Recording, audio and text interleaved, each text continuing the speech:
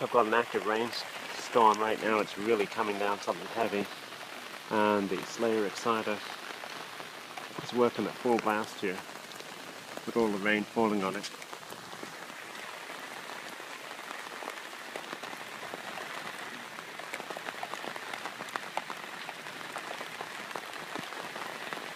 Well, that just proves that you can run one of these high voltage HF coils under totally wet conditions and have it work pretty well.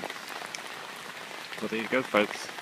Get another video of the Slayer exciter nightlight working in a rainstorm.